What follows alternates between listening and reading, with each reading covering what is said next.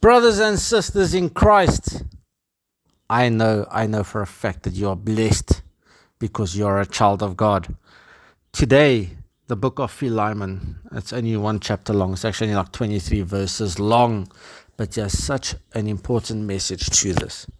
Now, if you've read the book and you kind of know the book, you kind of know that Paul is writing to Philemon, who was a slave owner. He was a wealthy man, and wealthy men in those times had slaves. And ominous, his slave ran away from him. Now, back in Roman culture, if a slave's run away and you catch him, you can actually put him to death because you decide what the law is. You're the judge, the juror, the executioner. You decide. But he runs away doesn't really give us a black and white answer there, but he does. And he spends time with Paul, and Paul's write this letter, urging him and asking him, listen here, first of all, he is a brother in Christ. You know what? Yes, he is your slave. But he writes here in verses 15 and 16, perhaps the reason he has separated you for a little while, that you might have him back forever. No longer as a slave, but better than a slave, as a dear brother. He is very dear to me, but even dearer to you, both as a fellow man and as a brother in the Lord. Now notice that now. Remember, a slave is someone you own. If you're a slave, you are owned by someone. If you're a slave master, you own slaves. So it was literally your property, which in our day and time, in the modern world, is very unheard of. I mean, we don't understand these concepts. We've heard the term slave. We got a basic idea, but we never understood it. That he actually could put him to death because he ran away. But Paul urges Philemon and says, listen here, we are brothers in Christ. I'm sending him back to you, hopefully not as a slave anymore, but as a brother, even something better, as a brother in Christ, because he's more useful to you than what he will be to me. And the only thing I can presume there is especially to spread the gospel of Christ, but also to show, I mean, what an example it would be if Philemon takes him back. Well, we presume that he did take him back. I don't read any further of him as far as I know, but then I've still got so much to learn of the Bible.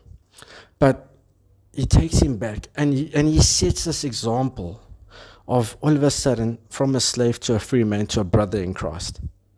How powerful is that in our world? How many times do we have to learn to forgive? Because that's one of the things that Philemon had to do, was to forgive. To forgive his slave. Bring him back. You know the parable of the lost son. What's the first thing the father does? The father opens his arms and welcomes him back, gives him the robe, puts a ring on him, organizes a lavish party because his lost son came back. And that's what this is just the moral of the story, is if people have wronged you, you know what? Forgive them.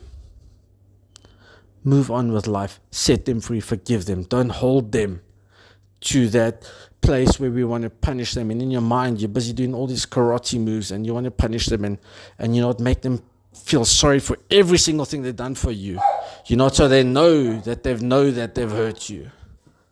And that's one of the things that I think we all get wrong.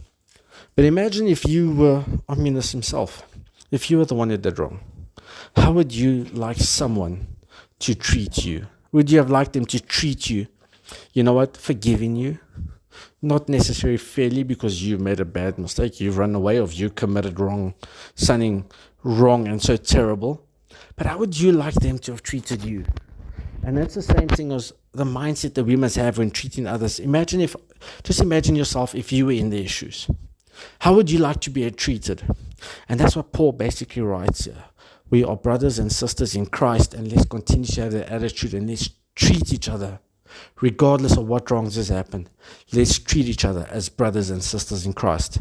Guys, blessings. I hope this message has blessed you. I hope this message turns your mind and turns your heart to get well today, especially on the topic of forgiveness and moving past.